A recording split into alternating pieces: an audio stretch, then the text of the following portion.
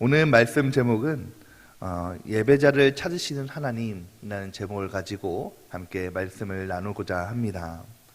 그리스의 유명한 철학자 디오게네스라는 사람이 대낮에 아주 환한 낮에 등불을 들고 이 아테네 시내를 돌아다녔대요. 그러면서 막 무엇인가 열심히 찾는 신용을 했다는 것입니다. 그래서 사람들이 얘기했죠. 아니 이렇게 밝은 대낮에 무엇을 찾고 있습니까? 라고 물었더니 사람을 찾고 있습니다 라고 얘기하는 것입니다. 그래서 사람들이 아니 이렇게 깊은 상중도 아니고 이렇게 밝은 대낮에 어떤 사람을 찾습니까? 라고 얘기했더니 나는 사람은 많아도 진실한 사람은 참으로 드물죠. 나는 진실한 사람을 한 사람을 찾습니다 라고 얘기했다는 것입니다. 여러분, 이 디오게네스라는 사람이 많은 사람들 가운데 진실한 사람을 찾듯이 하나님께서도 오늘 많은 사람들 가운데 예배자를 찾으신 줄 믿으시기 바랍니다. 여러분, 많고 많은 사람들 중에 등불을 들었다는 것은 많은 사람들이 있어도 등불을 켜고 찾아야 될 만큼 진실한 사람이 드물다는 것이죠. 마찬가지로 하나님께 드리는 참 예배자를 찾기도 어렵다는 것입니다. 오늘 하나님께서 찾는 그 예배자는 어떤 사람입니까? 의인도 아니고 지혜자도 아니고 실력 있는 사람도 아니라는 것이죠. 하나님께서 찾는 사람은 바로 진실된 예배자, 그 사람을 찾고 계신다는 것입니다. 사랑하는 성도 여러분, 바라기는 오늘 우리가 하나님께서 찾으시는 그 진실한 참 예배자 되시기를 주님의 이름으로 다시 한번 축원드립니다. 오늘 말씀은 바로 거기에 예배자에 대해서 우리에게 말씀하고 계십니다. 오늘 말씀의 배경을 보면 우리가 너무 잘 알고 있는 말씀이시죠. 예수님께서 사마리아 성에 가셨다가 한 사마리아 여인을 만나게 됩니다. 그래서 그 뜨거운 낮에 물을 길르러 왔다가 예수님을 만나서 이제 예수님께서 그 여인에게 물을 달라고 하시죠. 그래서 이 대화를 시작으로 점점 이야기가 깊은 대화로 깊은 이야기로 넘어가게 됩니다. 처음에는 물을 달라고 하는 이야기로 시작되었는데 이야기하면서 영원히 목마르지 않는 생수 이야기, 또 5 남편의 이야기. 그런데 남편은 5이 있었는데 지금은 1명도 없다는 이야기가 오고 가죠. 이 사마리아 여인이 예수님과 점점 얘기하면서 처음에는 자기에게 물을 달라고 하는 사람이 그냥 나그네인 줄 알았는데 점점 예수님과 얘기하면서 얘기의 주제가 깊어가면서 이 여인의 영안이 점점 뜨이게 되는 것입니다. 그래서 결국에는 이 예수님을 선지자로 알아보는 눈이 떨리게 된 것이죠. 그래서 자연스럽게 이 여인의 관심이 영적인 이야기로 돌아가게 됩니다. 예배로 들어가게 되는 것이죠. 우리 20절과 20절 말씀을 함께 읽겠습니다. 20절 말씀입니다. 우리 조상들인 이 산에서 예배하는데 당신들의 말은 예배할 곳이 예루살렘에 있다 하더이다. 이제 처음에는 이제 자기의 신변 이야기를 하고 이제 그런 얘기를 하다가 이제 눈이 띄게 되니까 예수님이 보통 분이 아니구나라는 것을 알게 됐다는 거예요. 그래서 영적인 얘기를 하다가 이제 예배에 대해서 얘기하고 있는 것이죠. 그때 예수님께서 이 여인에게 이렇게 말씀하십니다. 21절 말씀에 함께 읽겠습니다. 21절 말씀입니다.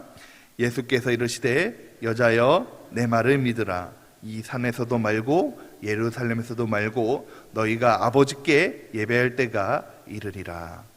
무슨 말씀입니까?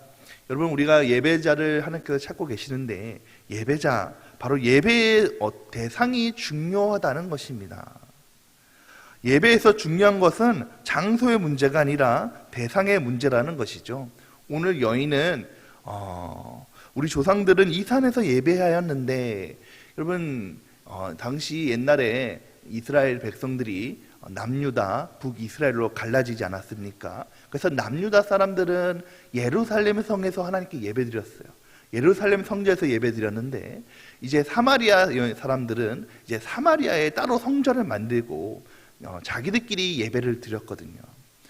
그런데 이제 많은 시간이 지나고 나서 이제 유대인들이 너희 사마리아인들은 이방인의 피를 섞였고 너희들은 우상에서 예배했던 사람들이기 때문에 너희가 거기서 예배드리는 것은, 그 산에서 예배드리는 것은 참 예배가 아니다. 오직 예루살렘에서 드린 이 예배만이 참 예배다라고 얘기했다는 것입니다. 그때의 장소가 중요했다는 것이죠. 그때 예수님께서 말씀하시기를 장소가 문제가 아니라 이 산에서도 말고 예루살렘에서도 말고 너희가 아버지께 예배할 때가 이르리라 라고 말씀하고 계십니다. 아버지께, 누구에게 예배드리는 것이 참 중요하다라고 말씀하고 계시는 것이죠. 여러분, 예배 대상이 잘못되면 우리 마음의 우상 숭배가 되는 것이고 또 이단이 되고 말고 되는 것입니다. 여러분, 예배가 무엇입니까? 예배라는 말을 보았더니 예배라는 말은 영어로 worship이죠. worship이라는 단어는 가치라는 뜻과 신분이라는 뜻이 합쳐진 말이에요. 그래서 최고의 가치를 그분께 돌려드린다, 그분께 드린다라는 것입니다. 최고의 가치를 하나님께 올려드린다라는 것이죠.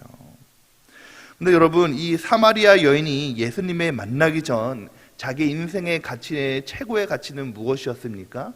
자기가 섬기고 자기가 최고로 여겼던 것은 무엇이었습니까? 5 남편이었다는 것입니다. 이 5 남편을 한 신학자가 현대로 바꾸어 본다면 돈, 건강, 자녀, 명예, 권력이라고 얘기합니다. 무슨 말씀입니까? 예전에 예수님을 만나기 전에는 자신의 인생에서 최고로 드렸던, 최고의 가치를 드렸던 것이 예수님이 아니라 다른 물질이었고, 예수님이 아니라 내 자녀였고, 예수님이 아니라 내 명예였고, 예수님이 아니라 내 건강이었고, 세상이었다는 것입니다. 내 가장 섬기는 대상이, 예배의 대상이 예수님이 아니었다는 것이죠. 하나님이 아니었다는 것입니다. 여러분, 오늘 나는 무엇을 예배하고 계십니까? 내가 최고의 가치를 드리는 그 예배의 대상이 무엇입니까? 오늘도 우리도 사마리아 여인같이 세상의 어떤 것을 최고의 가치로 여기고 예배의 대상으로 삼고 있지는 않으신지요? 사랑하는 성도 여러분, 바라기는 오늘 우리는 온전히 우리의 최고의 것을, 최고의 가치를 하나님께 드리는 우리 모두가 되시기를 주님의 이름으로 축원드립니다. 예수님께서 사마리아 여인에게 진정으로 예배할 것이 누구인가라고 알려주시는 것이죠. 바로 오늘 말한 것처럼 우리 21절 말씀처럼 바로 아버지라는 것입니다. 하나님 아버지. 여러분, 그렇습니다.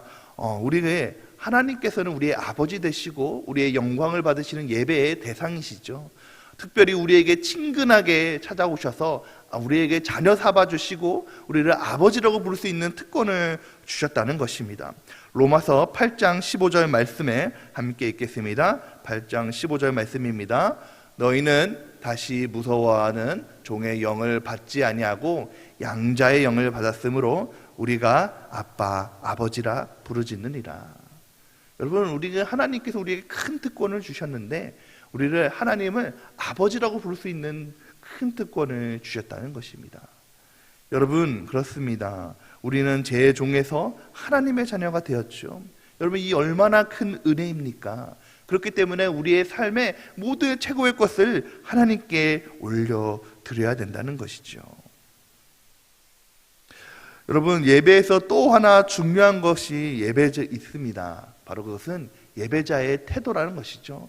예배자의 대상, 누구에게 예배 드리는 것이 참 중요한데 두 번째는 또 예배자의 태도도 중요한 것입니다. 무엇이든지 태도가 잘못되면 여러분, 가정도 결과도 다 잘못되게 마련이죠. 여러분, 예배도 마찬가지라는 것입니다. 예배자가의 참 태도가 중요한데 오늘 하나님께서 찾으시는 예배자의 태도는 이러합니다. 우리 23절과 24절 말씀을 함께 읽겠습니다. 아버지께 참되게 예배하는 자들은 영과 진리로 예배할 때가 오나니 곧 이때라. 아버지께서는 자기에게 이렇게 예배하는 자들을 찾으시니라. 하나님은 영이시니 예배하는 자가 영과 진리로 예배할지니라. 아멘. 여러분, 참 유명한 말씀입니다. 우리가 너무 많이 들었던 말씀이죠.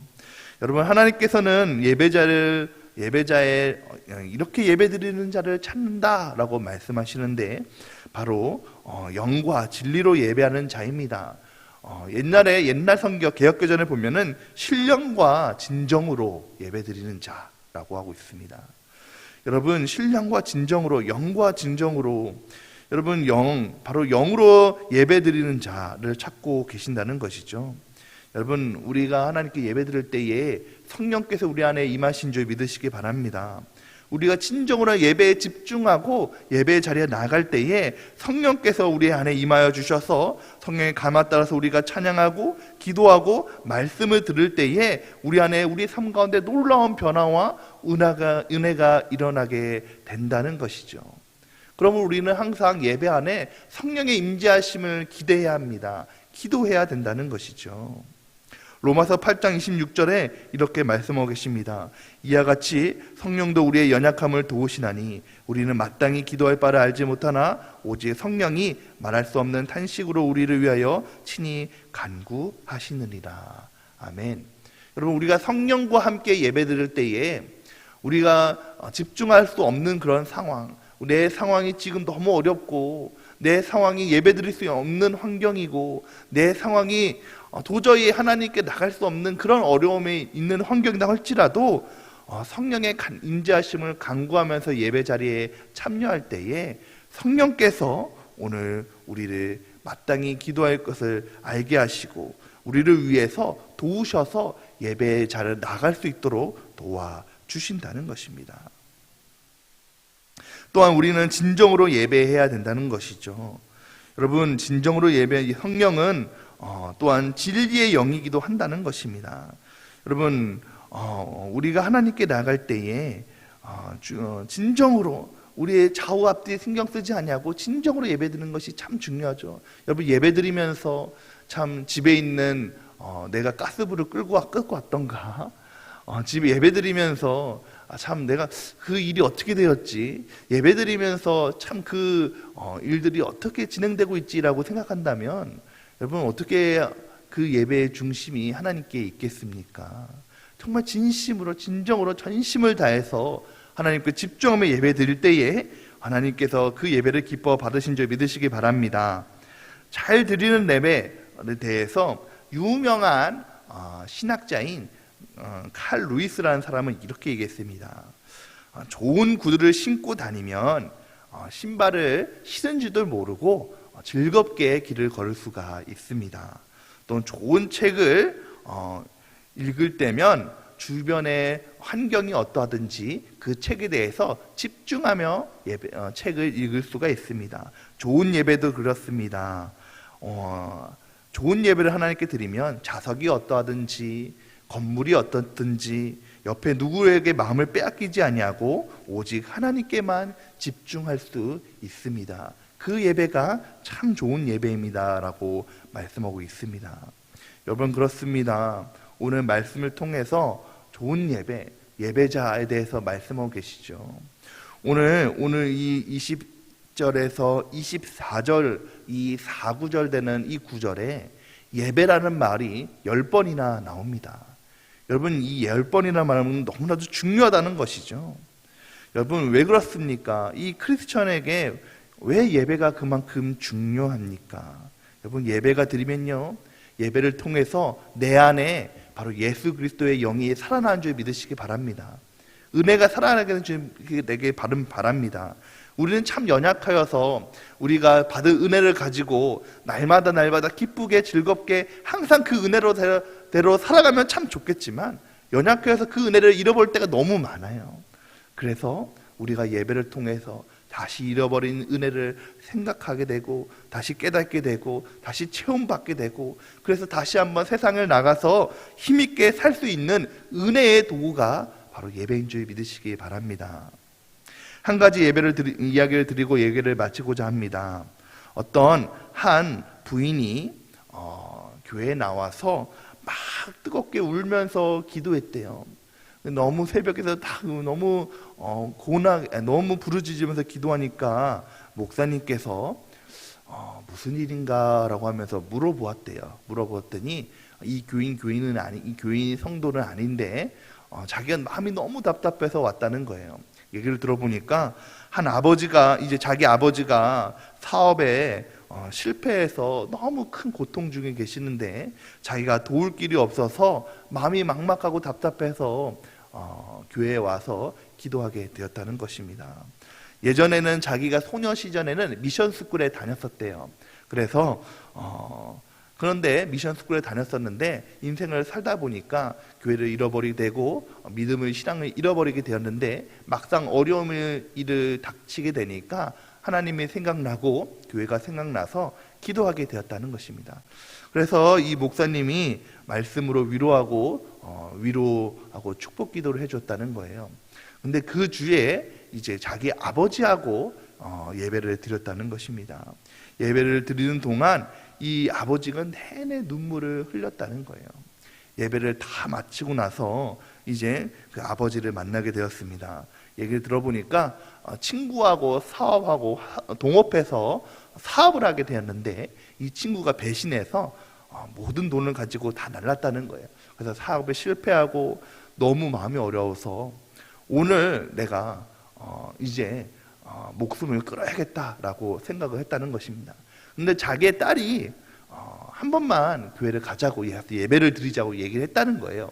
그래서 야, 내가 어차피 목숨을 끊을 건데 내 딸 소원 한번 못 들어주겠나 라는 마음으로 예배를 드렸다는 거예요.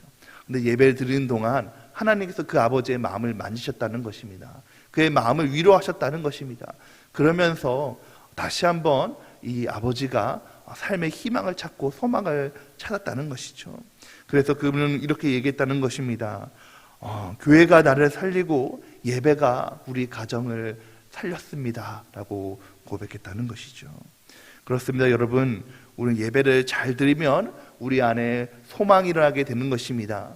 우리 안에 하나님께 예배를 잘 드리면 우리 안에 은혜가 임하게 되는 것입니다. 우리가 하나님 앞에 예배를 잘 드리면 하나님께도 영광이지만 우리의 삶 가운데 놀라운 변화와 놀라운 능력이 우리 가운데 임하게 되는 것입니다. 사랑하는 사랑하는 성도 여러분, 이제 우리 주일에 홈커밍 데이 영상을 보셨죠? 이제 위드 코로나가 시작되었습니다.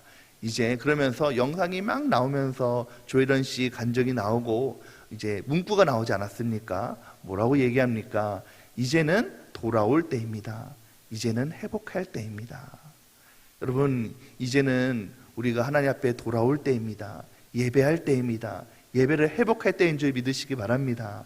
여러분, 우리뿐만 아니라 이 자리에 없는 우리 많은 교우들, 많은 성도들 함께 동참하여서 예전처럼 우리 성전이 차고 넘쳐서 정말로 은혜롭고 풍성한 예배가 되기를 소망합니다. 이번 홈커밍 데이 함께 기도해 주시고 정말 은혜의 잔치가 될 수 있도록 함께 해 주시기 바랍니다. 아울러 우리 새마을 헌신 예배를 드리고 있죠. 매주마다 수요일 그리고 금요일 주일 오후마다 지방의 목사님을 모시고 예배드리고 있습니다. 여러분, 이 자리에도 함께 참여해 주셔서 정말로 은혜의 자리가 될 수 있도록 함께 해 주시기 바랍니다. 이렇게 예배 자리에 우리가 참여할 때에 우리 삶 가운데 놀라운 은혜의 역사가 일어날 줄 믿습니다. 이런 은혜를 누리시는 저와 여러분이 되시기를 다시 한번 축원드립니다. 함께 기도하겠습니다.